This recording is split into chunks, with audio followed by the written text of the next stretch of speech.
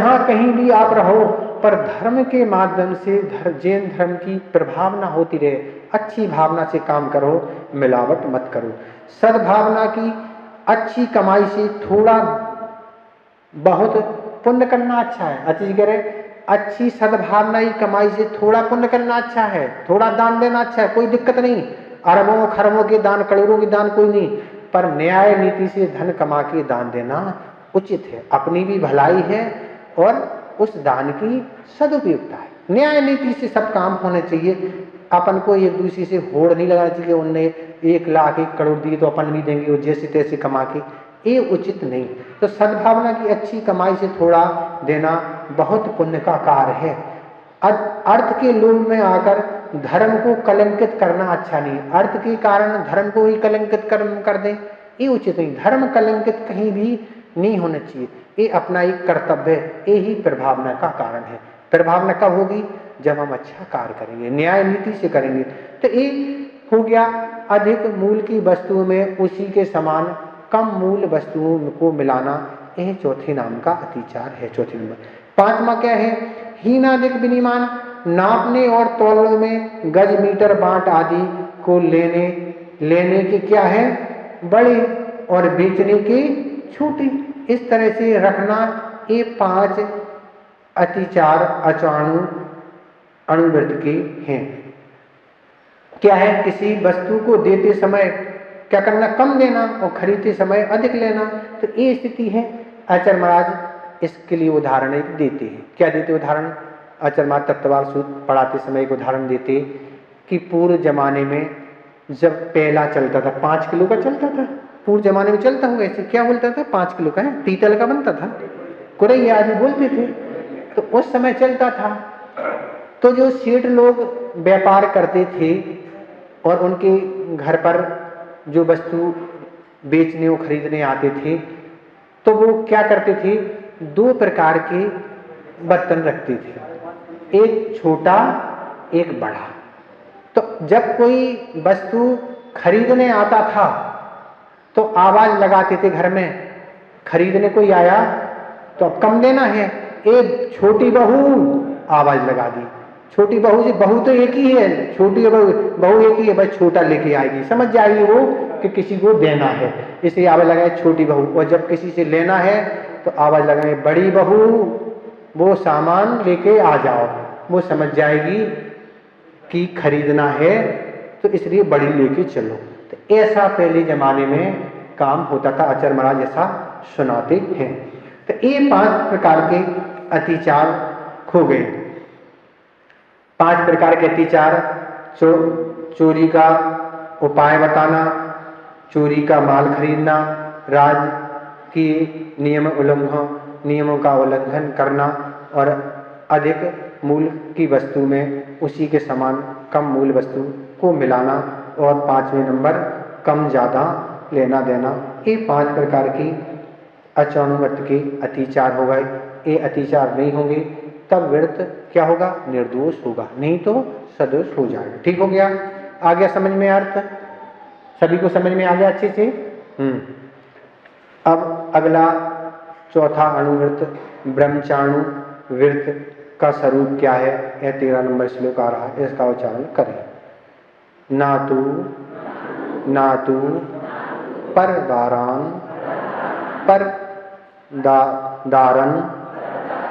दारन है।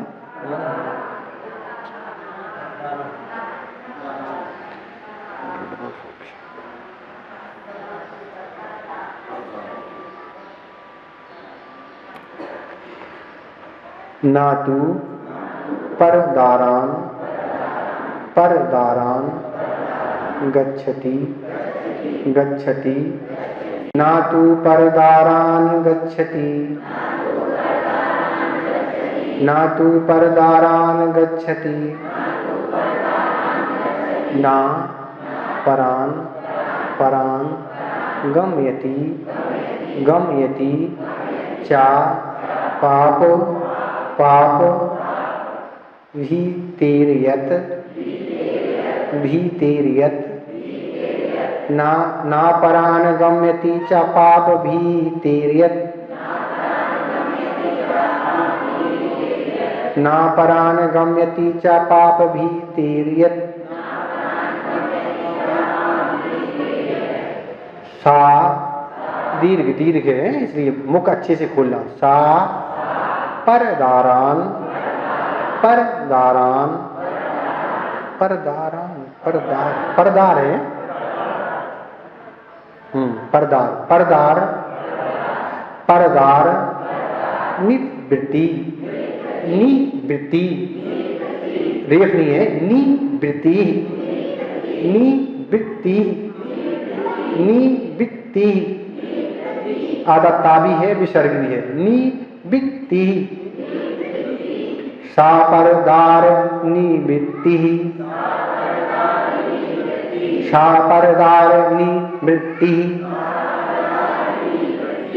स्वदार स्वदार संतोष संतोष नामापी नामापी स्वदार संतोष नामापी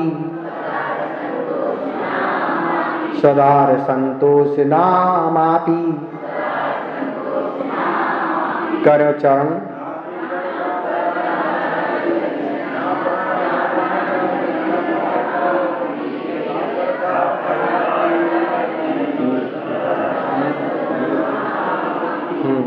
सभी लोग साथ में पढ़े तो अच्छा रहेगा।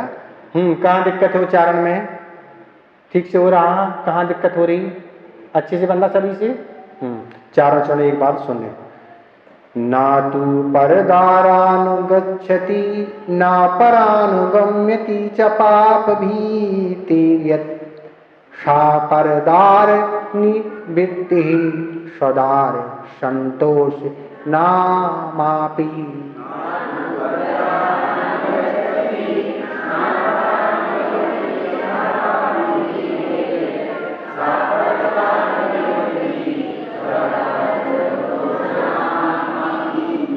ठीक हो रहा? अभी भी कोई दिक्कत तो नहीं किसी को? कह रहे हैं यत माने जो, पाप भीते पाप के भय से, परदाना माने पर स्त्रियों की प्रीति, ना तो स्वयं गच्छति गमन करता है, चाना और ना परान गम्यति और ना दूसरों को गमन कराता है।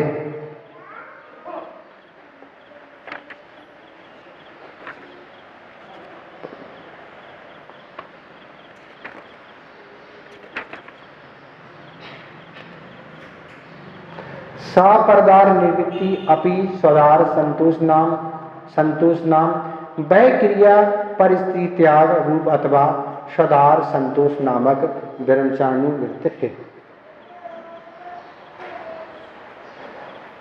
तो इसमें आचार्य महाराज इसके स्वरूप की चर्चा हुई तो कह रहे हैं जो पाप के भय से, क्या कह रहे हैं, क्या शब्द रख रहे हैं?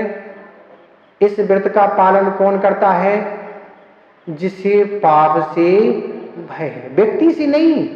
आचार्य महाराज देखो शब्दों को कितने चुने रूप में रखे, कितने बड़े अर्थ को लेकर रखे। क्या है? इस व्रत को कौन ग्रहण करेगा? जिससे पाप से भय है, व्यक्ति से भय नहीं। आपको व्यक्ति से भय है तो वह व्रत नहीं माना जाएगा। क्यों? व्यक्ति से तो आप बच के कुछ भी कर सकती हो, पर पाप से जिसे भय है वह इस व्रत को स्वीकार कर लेता। क्या भय है? तो पाप के भय से क्या है? तो जिस व्यक्ति को पाप से भय है तो इसलिए पाप से भय है कि इस व्रत को हम अगर धारण नहीं करेंगे तो क्या होगा? अनेक प्रकार के जीवों की हिंसा होती है। कितनी होती है? तो आचार्य शकलकीर्ति महाराज ने उल्लेख किया है कि जो एक दिन का भी ब्रह्मचर्य व्रत का पालन करता है वह 9 लाख जीवों को अभय दान देने का पुण्य प्राप्त करता है। क्या कह रहे हैं? 9 लाख है। कहाँ है 9 करोड़? कहाँ लिखे? आप देखो, आप अच्छे से देखो, 9 लाख है। उसमें तो लिखा ही नहीं होगा, पर 9 करोड़ जहाँ लिखे हमें बताना। हमने तो 9 लाख ही पढ़ा, देख लेना आप। 9 करोड़ होगा तो 9 लोग 9 अपन उतना मान लेंगे।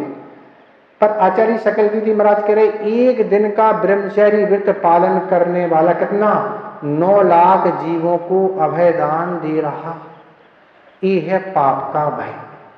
तो इस पाप से बचने के लिए वो क्या करता है, इस व्रत को अंगीकार करता है। तो ये पाप है और पाप का फल नरक निगोद है, ये पता है। पाप का फल क्या है, पाप की वजह क्या है, उसको पता है कि इसमें अगर हम अपना जीवन निकाल देंगे तो क्या होगा, हम नरक और निगोद आदि दुर्गति की पात्र बनेंगे, क्योंकि ये तो पाप है। तो ये जब पाप समझता है तो वह क्या कर देता है, आगे आ रहे हैं इसका स्वरूप क्या है, तो ये पापों से एक देश त्याग करता है, तत्संबंधी प्रमाण बना लेता। एक देश त्याग कर दिया, क्या कर दिया, हम अपनी पत्नी के अलावा सबसे संबंध समाप्त कर दिया। केवल अब अपनी पत्नी से ही उसका संबंध है, बाकी से कोई संबंध नहीं। बाकी सब जो है दुनिया में वह माता बहन और पुत्री के समान समझता है, ये उसका व्रत है।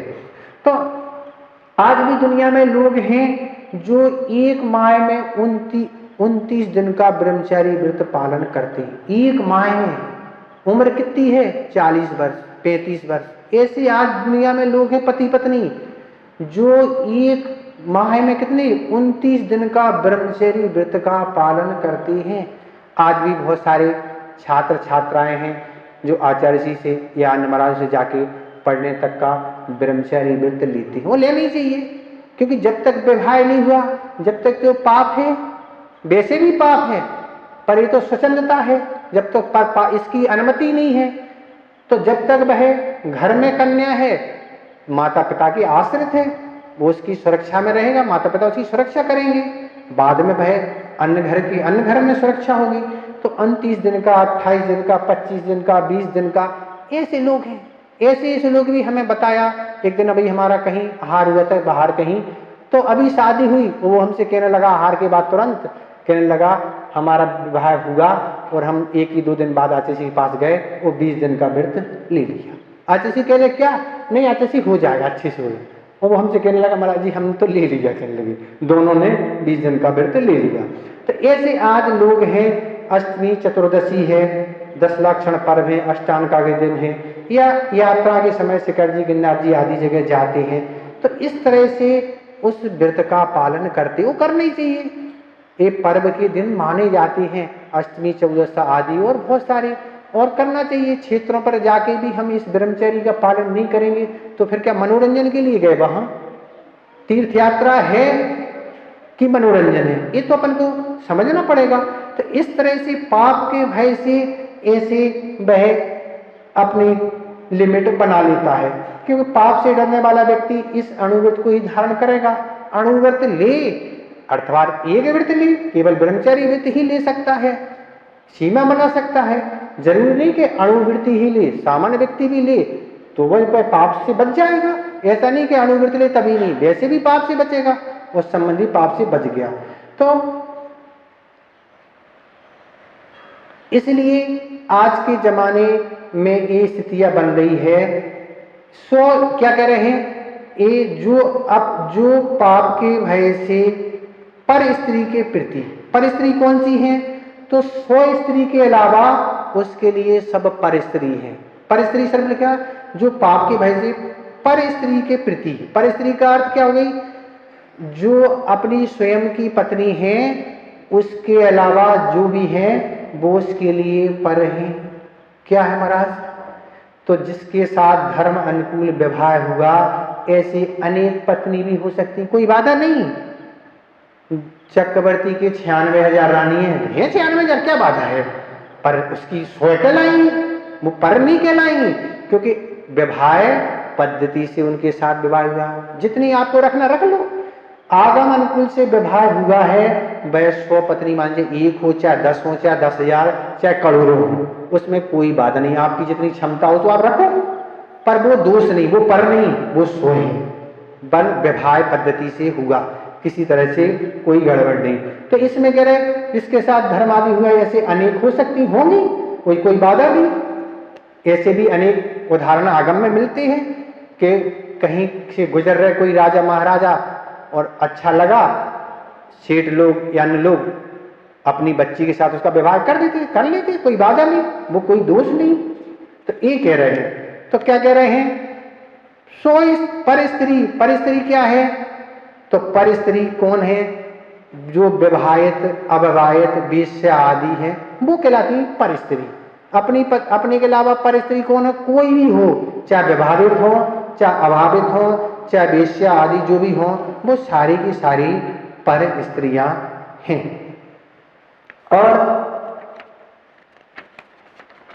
फिर कह रहे हैं कि सा परदार निर्वृत्ति अपि स्वदार संतोष, वह क्रिया पर स्त्री त्याग रूप स्वदार संतोष नामक ब्रह्मचारी गति। तो कह रहे वह क्रिया स्त्री का त्याग, पर स्त्री का त्याग रूप और स्वदार संतोष, स्वदार मतलब अपनी पत्नी में ही संतोष रखना, बाकी से कोई मतलब नहीं, ये है। पर आज इसका पालन करने वाले बहुत कम लोग हैं दुनिया में, क्योंकि आज के जमाने में इस प्रकार का साहित्य आ रहा है। कहने को साहित्य कहते, साहित्य शब्द का अर्थ क्या है? जो हित से सहित हो उसे कहते हैं साहित्य।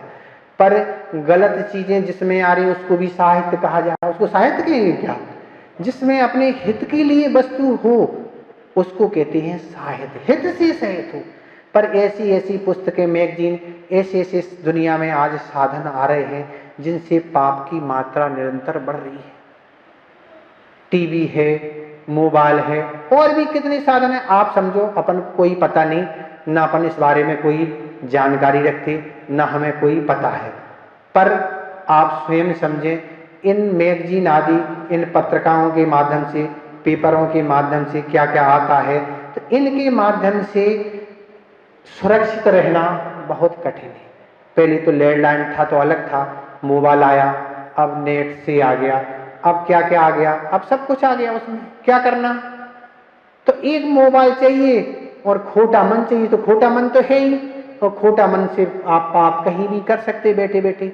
बस खोटे मन की जरूरत है, तो खोटा मन तो आज उपलब्ध हो जाता। तो इस तरह से कामवर्धक शास्त्र पढ़ने से, ऐसी कथाएं सुनने से, गीत सुनने से, कथाएं पढ़ने से, इस तरह के वस्त्र पहनने से, अच्छा सी कहते मोटा खाना और मोटा पहनना, भोजन जितना आप ठोस करेंगे उतना अच्छा रहेगा। क्यों अच्छा रहेगा? आपकी साधना में सहाय हुआ, दिन भर काम करेगा, हल्का भोजन जल्दी पच जाएगा, फिर भूख लगेगी। और मोटे वस्त्र पहनना, पतले वस्त्र पहनने से शरीर की सुरक्षा नहीं रहेगी।